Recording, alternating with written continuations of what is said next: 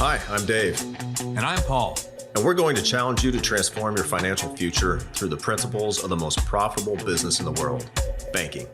We believe everyone should be involved in two businesses, the business that you're in and the banking business. Everyday people can replicate what bankers have been doing for centuries to leverage capital and build wealth through private lending. Join us as we uncover the truths about money, expose lies and myths, and flip conventional financial advice on its head. Here we go. And we're back. What's up, Paul? What's up, man? How you doing? I'm good, dude. Real good. I'm getting ready to start packing up the house. Oh, So, looking forward to that. Are you able to get rid of anything like just Oh, excess crap? Well, so this is funny, right? So my wife tells me everything that I shouldn't take over to the new house. So I'm getting rid of a lot of furniture, yet we're buying a lot of furniture Yeah, at the same time. Yeah. So yeah, I sent pictures out to all the neighbors, like, hey, here's what I got. Tell me who wants it. Because otherwise it's There you going go. on Facebook Marketplace. And then I got to deal with a bunch of strangers coming over to my house and trying to buy stuff. nothing but the best clientele on Facebook Marketplace. I'm sure. Yeah, because they always show up too. They're like, oh, I want that. I'll be there. And they never It's show up. awful. They'll show up if it's free. I don't reserve anything for anybody. I say, I mean, you can Venmo me and I'll save it for you for a little while. That's Um, right. But yeah, first come, first serve. Yeah, I found Facebook Marketplace super annoying. Super. Yeah. just Yeah. awful. I don't know. I sold my truck on there a couple years ago. Yeah, worked just item like fine. that, I think you're okay. I think even like better items like washer and dryer might be okay. Yeah. I sold washer and dryer. And that's nice because Yeah. then you get people to come pick it up. I just say, you got to pick it Yeah. up yourself. There's no delivery. Yeah. I mean, I'll deliver for a price. And You're they're gonna also like not it. paying sales tax. So there's their delivery True. fee. Yeah. So There you go. But yeah, what's going on with you? well, I was playing Mr. Mom today, I get. Well, isn't that No, you're demeaning? not. You just talked to Tammy and she said, what's for dinner? You said, I haven't done a thing. That's right. That's So- right. Well, she was getting her hair did, as they say now, in Yep. improper English, getting your hair done or getting your hair did or something. And so, yeah, I had to go from work to home, kids' school, pick them up, drop her off at gymnastics, take Anthony, get him a bite to eat, late to baseball practice, and then to here. Yeah. So that's been I've just been in the car. Yeah. So This is super one of fun. those rare Mondays when I have nothing going on in the evening, which is a rare weekday, actually. yeah, no, So- it's nice. I've got some housekeeping for the for insurance to do tonight, so that's going to be what I'll do Yeah. later. There you go. So Got to do that work sometime. some admin. Yeah, Yeah. Need to retire, man. it's coming. We called over to the people who have our paperwork today, and they're like, "Yeah, oh, it's been sitting here a while." We're like, "Yeah, about 5 weeks." He's like, "Yeah, it normally takes about 2 weeks to leave our office." I was like, "Well, Well, you still have a Yeah. year though, right? oh, I got plenty of time. I'm not worried Yeah. about it. I'm just annoyed by the mountains of bureaucracy that I have to pass through just to do something quite simple. Yeah. You know, I'm trying to reduce the payroll of the United States military by 1 lieutenant colonel. Well, reduce it by half at least. Then Yeah. start collecting that pension. Oh, that's a different pot of money, though. Yeah, true. Yep. All right, man, let's get on with it. So we're thinking today we're going to talk about, and we may have visited this before on the episodes, but hey, I've been paying a big premium into a series of policies, perhaps. I've capitalized them for a few years. I've got a lot of capital stashed away. Now what? Now what? So that's a question we hear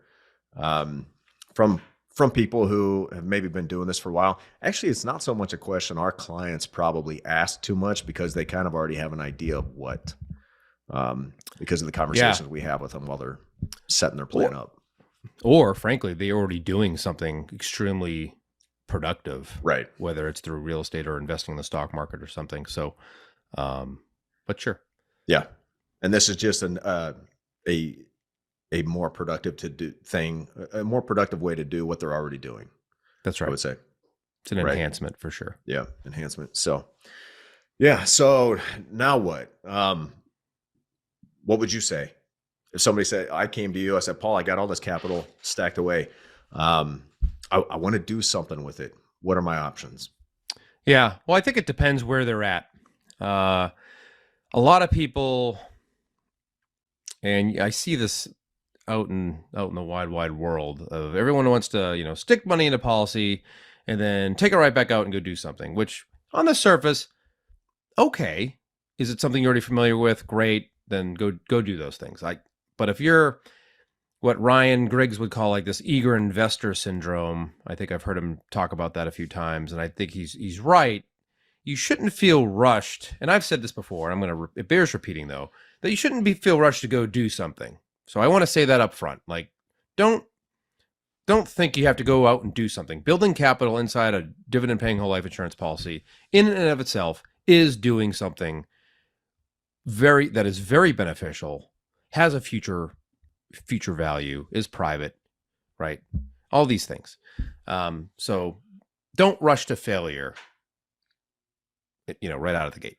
However, for those of you that are, maybe you're already doing something, like we just said, maybe maybe the thing is you're a dividend, and I've talked to a few people that are these people, including the person that asked this question. If you're a dividend stock pick guy, and you like to put money there, great. Still continue to do those things, right? Robert Kiyosaki says, kind of invest in what you know. And I think a lot of people have said that, like, it's good, mind your business. It's good to continue doing what you are already doing. Now you're just changing the sequence of that capital that was doing that. Maybe it's hitting a policy first, and then it's going to go do something else. So I would say for the people that have no idea what to do though, and I think that's kind of what we're getting at here is, I bet somebody who is doing something, or somebody who knows somebody, right? There's maybe 1 degree of separation, maybe 2 at the most. Surround yourself with those people. Have those conversations like, hey, what do you do with your savings? Do you invest? Do you do some private lending? Do you invest in real estate? What are you doing? Yeah. I'm interested in doing something like that, something different.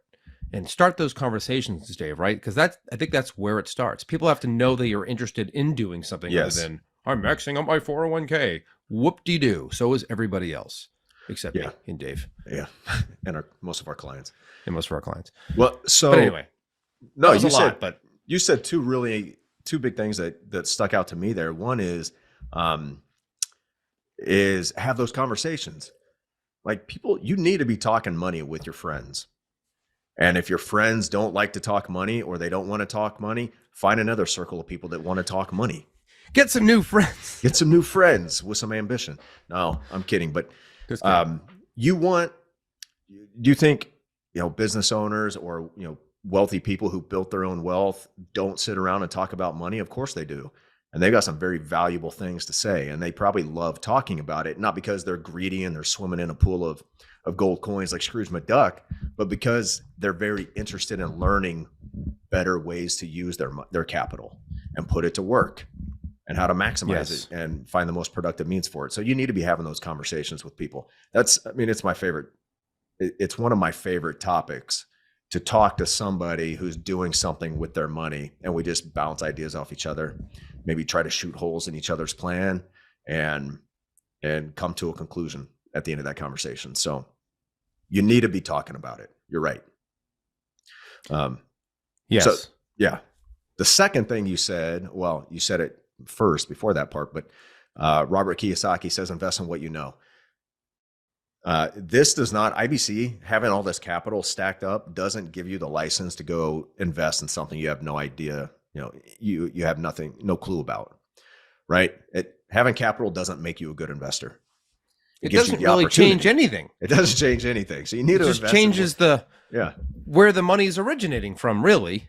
Yeah. Before it goes and does that thing that you're already doing. Or maybe you're not doing anything. And that's okay too.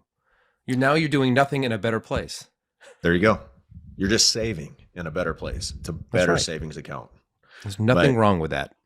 But you'll reduce risk dramatically by knowing what you're doing. So like investing in the stock flip. market. Yeah. My first flip, that was a very risky investment. And it proved to be because I lost money because I didn't really know Right. what I was doing. I was learning Right. as I went. My fifth, seventh, eighth flip was not that risky because I knew what I was doing. So, Yes. even though it's doing the exact same type of investing, just the knowledge base makes a big difference. So, get educated about something that interests you. Don't do it just because, oh, people are flipping houses. That sounds cool. I see all these HGTV shows. I didn't really enjoy it, frankly. So not something I ever want to get back into. Very, very active business. I know Stephen would always talk about that. It's just very active. It can be very profitable, of course, but it's highly taxed and it's highly active. And frankly, the risk isn't worth the reward most of the time. You're putting up a lot of risk for not so much reward. Yeah. Yep. So that's why I like to wholesale. Just unload. Right. No risk Just- whatsoever. Yeah. That's right. But so let's talk about something that you and I do and have been doing for a number of years is private lending. Sure. So we had a client of yours write in and talk or ask some questions about private lending. Hey, I want to know a little bit more about this, and ask some very detailed, specific questions, which we won't get into necessarily all of those in this conversation.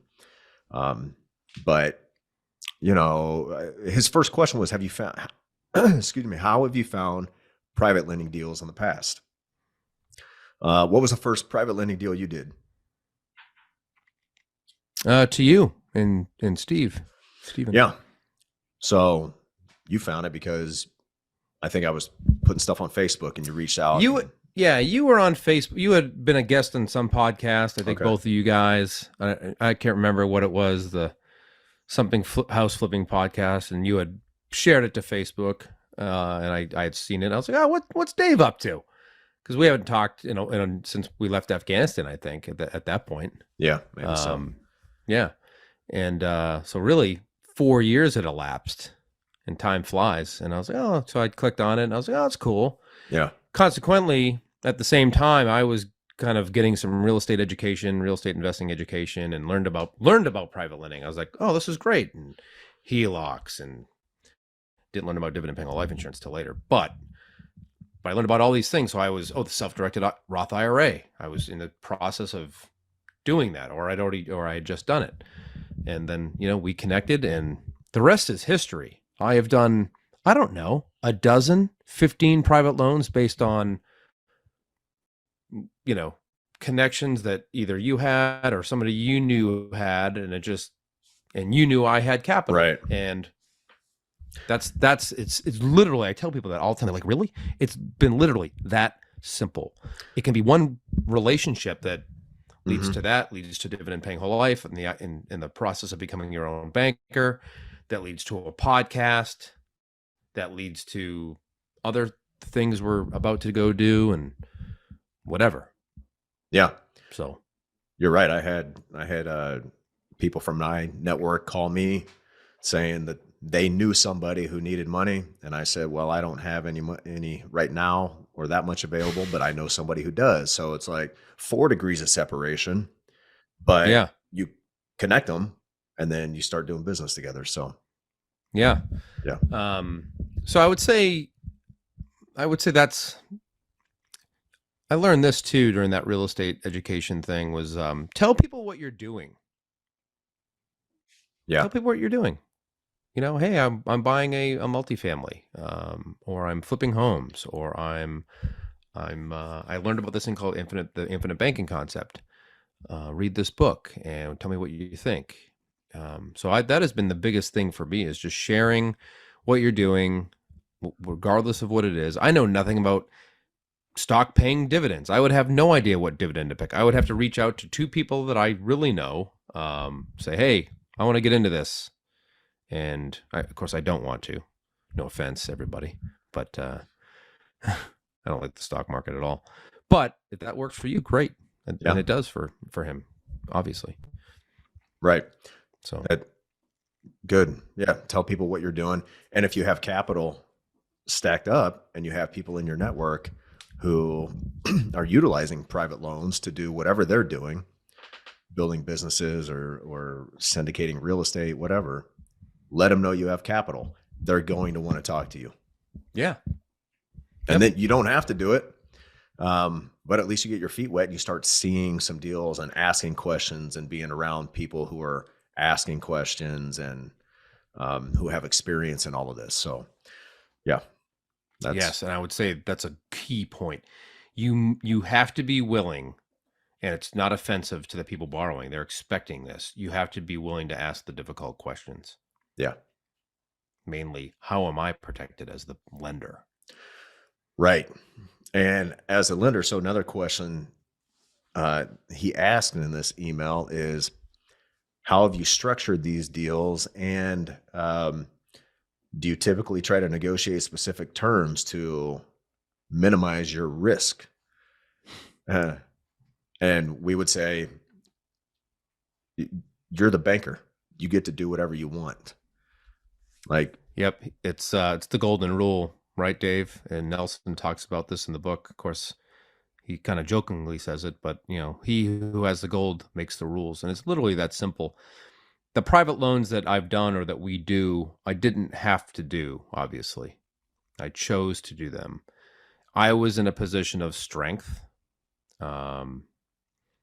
But I also think, and that's not to say that it needs to, and we've said this before, it needs to be a win-win situation too. right. And we were able to, usually meet halfway. But first, again, I can't reiterate enough. If you want to do these types of things, you exactly like Dave said, you have to think like a bank. You have to protect yourself. How do you get paid if something goes wrong? How do you get paid if the borrower dies? Does his family know that he has a debt to you? I mean, all these things are legitimate questions. Do you have a copy of their driver's license? Do you know their social security number?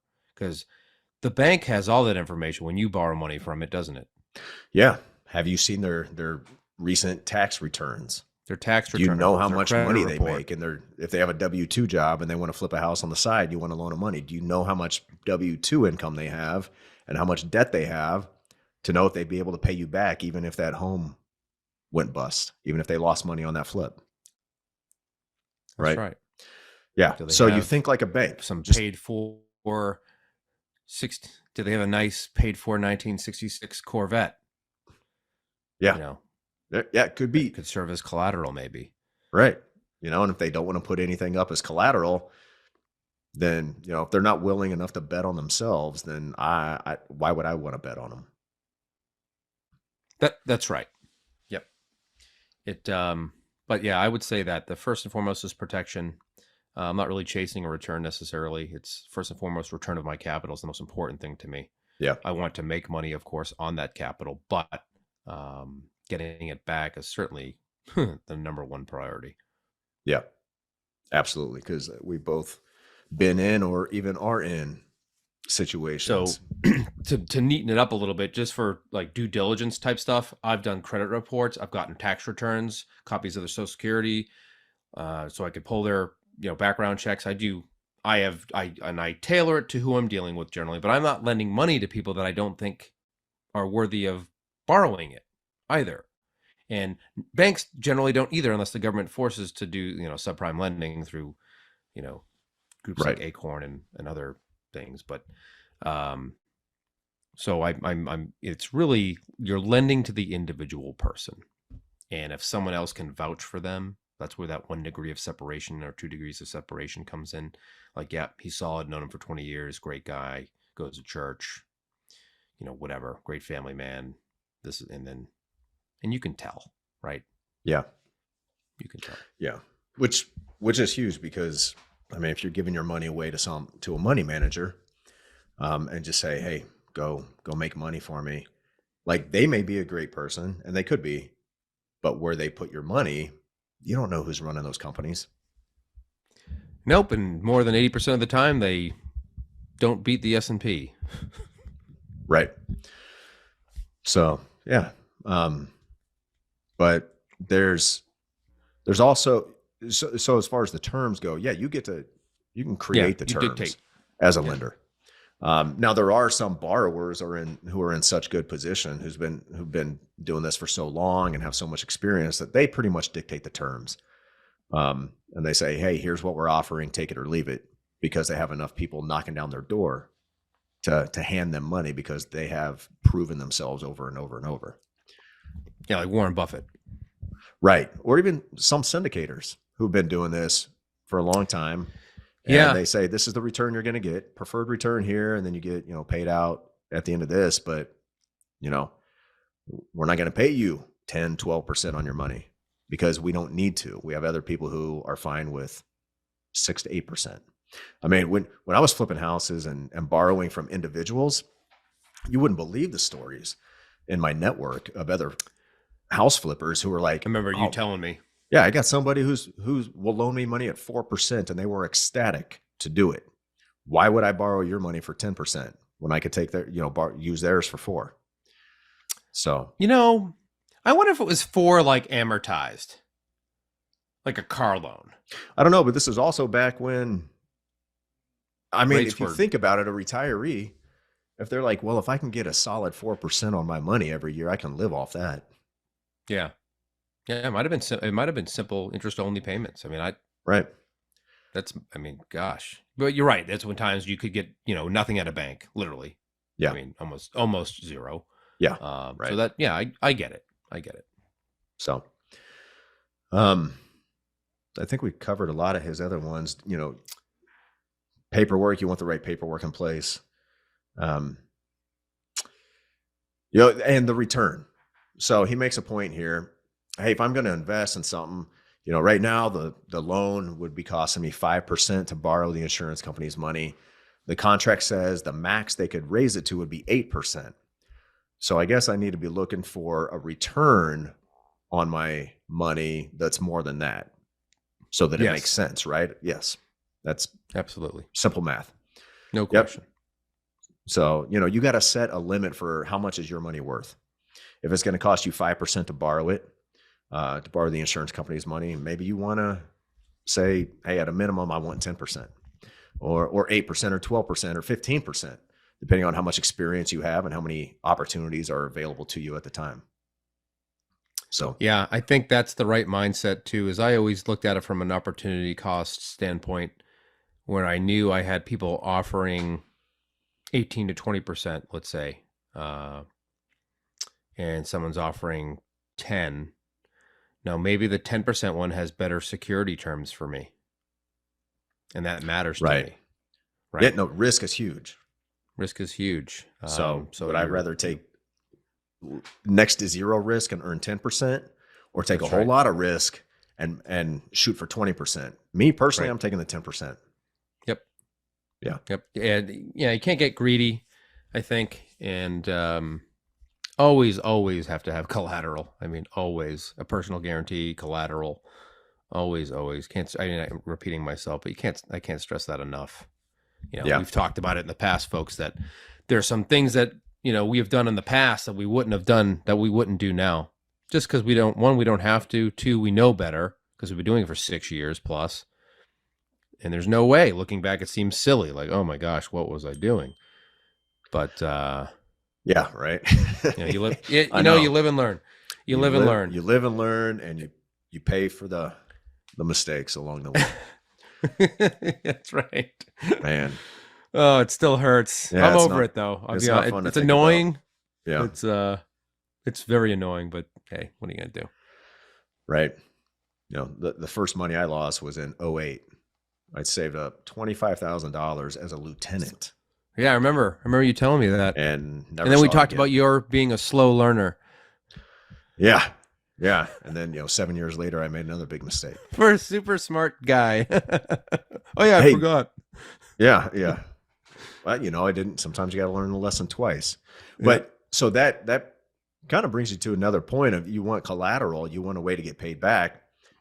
So I'd be really weary about loaning money to somebody I was really close with because I'd hate to take your Barracuda, Paul. It would hurt me, and it would probably hurt our friendship if I took your Barracuda from you. But I got to get paid. You gotta get paid. So maybe, somebody who's, a close friend of one of your close friends. So there's a little separation there where you wouldn't feel so bad about taking their Barracuda to get your money back. Oh yeah, that's right. Yeah. That's right. Yeah, no, absolutely. It there's certainly I haven't lent money to family, other than the money that I've lost. Yeah. You know, bailing Yeah.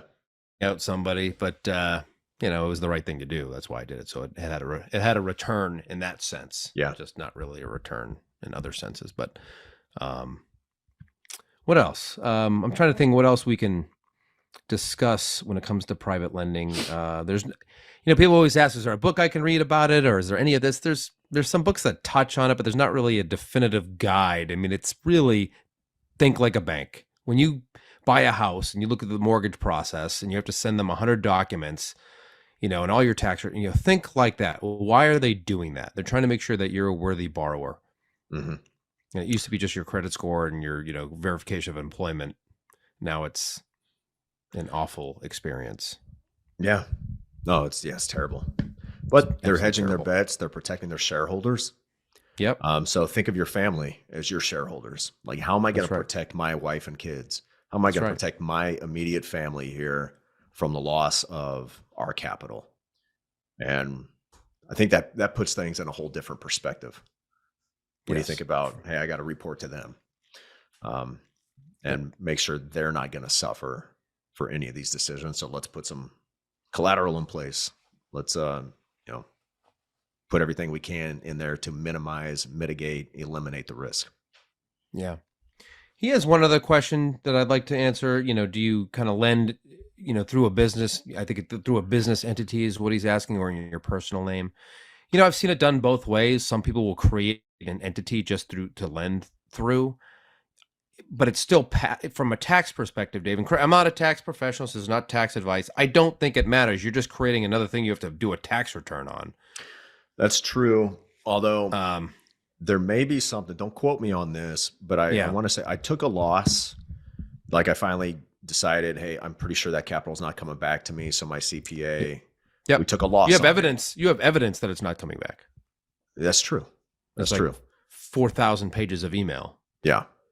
So I took a loss on my taxes, which helped out quite a bit because it was a pretty big loss. Yeah. But he did say, hey, because it's in an LLC, because I actually loaned that money through an LLC that I established, then I could take the loss. If it was from me personally, I don't know if that would be the case. So don't quote me on that, but maybe there's some benefits for going through an LLC. So you can take a loss if it comes to that. You can take a loss personally. Yeah. Okay. It's just like if you owned a stock and you had a loss, and that's what you get your statement for the year and you show a $10,000 loss in your stock portfolio. That's a loss. It's a personal loss. So same difference. Okay. I just checked. So I verified that with my.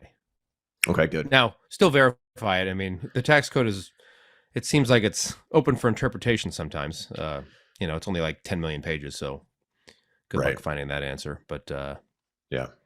And it could change every year. So changes by the minute. Yep. With the flick of a pen. Yeah. So cool. All right. Well, hey, hopefully that helps. I think what it comes down to, go ahead. What's your final thought here? Oh, I was just thinking about like the policy loan rate. Certainly we answered that question. Yes, you should obviously deploy your capital to something that's going to pay a higher return than the money you're borrowing. However, if it's a cash flow, let's say it's a cash flow opportunity, you're putting that cash flow against the loan every month anyway, as you should. You're reducing the effective rate of interest you're paying anyway. So it might not be 5 or 8 or 6 or whatever. It's going to be less than that if you do that. The volume of interest you pay will be less than, say, 5% annualized on the total amount, because you're paying it back and you're paying interest on a lower amount, calculated daily and all that. Yeah. Yeah, true. So that, so you enhance your return by doing so. By paying it back. Right. Yeah. So good point. You just have to be, willing to wait 2 weeks before you can take that payment out again. Sure. So, yeah. And if you're paying the insurance company 5% to borrow their money to go put it to work, that's something that's earning you 10%. What's your ROI? People think they make 5%. Oh, you gotta be careful here. They're really doubling their money. Yeah, When you think about could it. look at it like that. So if I borrowed Yeah. $100,000 at 'Cause you're- $5%, I'm paying $5,000 on that. And if And I you made $10,000, then I paid 5 to make 10. The cost. Yeah, one could look at it like that. Yeah. It's kind of like the bank, right? The bank uses your money. They're paying you 0 and they lend it out at 3. Their split is not the difference. It's quite a bit more. Quite a bit more. Yeah. So you didn't just make 5%. I mean, you make 5%, you could look at it like that. But really, when you think of, you made $2 for every $1 that you paid. You could look at it like that. Now that could be a marketing gimmick, like, hey, I'm going to teach you how to make 100% ROI on every deal. It's gimmicky. I mean, it's whatever. I mean, but and also your policy kept growing Uninterrupted, and you'd likely got a dividend. So depending on how big your policy is, you made some money there, got some. So I mean, anyway, I see doing lending, any type, or financing or anything from a life insurance contract to be the not it's not my opinion really. It is the best way. Yeah. Other than like we often do, sometimes you have a cash flowing asset that you leverage the money, cash flowing asset. Now it's paying for the thing that you want, let's say. But meanwhile, the policy money is still growing. You're making payments back because you never take a loan out of your own bank that you couldn't take from a regular bank, right? So either way, you want to do something, you're winning. Yeah. But we're just a fan of private lending because it's private. It's two private entities engaging willfully In commerce. in commerce. It's contract law. And there's nothing that can Oldest prohibit that. law on the books. Yeah. That's right. Right. Yep. Well, cool. Well, let's wrap this up. So bottom line, what now when somebody has a lot of capital? The bottom line is you're the banker. You can do whatever you want. So just figure out what the most productive use of those dollars are based on your level of knowledge, your interest, your risk profile, if you will. I knew you were going to say that. That's so funny. But I would say, what's your risk profile? Moderately aggressive. What the heck does that mean? I would say your risk profile is going to be pretty close to 0 once you start thinking like a banker, because that's about the risk they take. Yeah, and this bears repeating too. I think even if you did nothing but financed the needs of life, which let's say it doesn't include investments, you're still recapturing and controlling the bank, interest in controlling the banking function, which has tremendous value. And in the book, 34.5 cents maybe out of every dollar that you've lost to someone else's bank for your lifetime. So so again, be wary of the eager investor syndrome. Eager investor syndrome. Let's trademark that. There's always one thing I've learned, Dave. There's always a better opportunity a week away, a month away. There always is. Been doing this for 6 years plus. There's always something better to do that maybe you're going to miss out on. Not saying you can't, just wait for that, but you never know. Yeah. There you go. Got to take action. However, we just learned, last couple months ago, wow, there's a way better deal. Yeah. And if you have capital, you'll know it's a good deal when it comes along, and you'll say, yep, I want to be a part of that. That's right. Yeah. Yep. All right. Well, that's good. That'll do it for this week. I guess you guys send your questions in. We got the idea for this whole episode just from one client's email. So, hey, send us emails. David and Paul. Thanks, Chris. Yep. At the ibcguys.com. And we'll be happy to, if it's something that we can use for the show, we'll expand on it and answer those questions. So keep them coming in. And send us a 5-star review if you can. If you haven't, we appreciate it. Yep. So, all right. Until or next time. 1 star even. What's that? Or 1 star. Or even a 1-star review. If you're a hater, yeah, that sole 1-star review. Maybe he needs a little brother. He's lonely. Oh well. All right. Well, hey, until next time, control your capital. Or somebody else will. Hey, thanks for listening, everybody. If you'd like to have a conversation with us to see how you can become your own banker, or if you have any questions or topics you'd like us to tackle on a future episode, please send us an email to davidandpaul@theibcguys.com. And subscribe and leave us a review if you're on Apple. Follow and leave us a 5-star review if you're on Spotify. And please share this with your friends. We'll see you next week.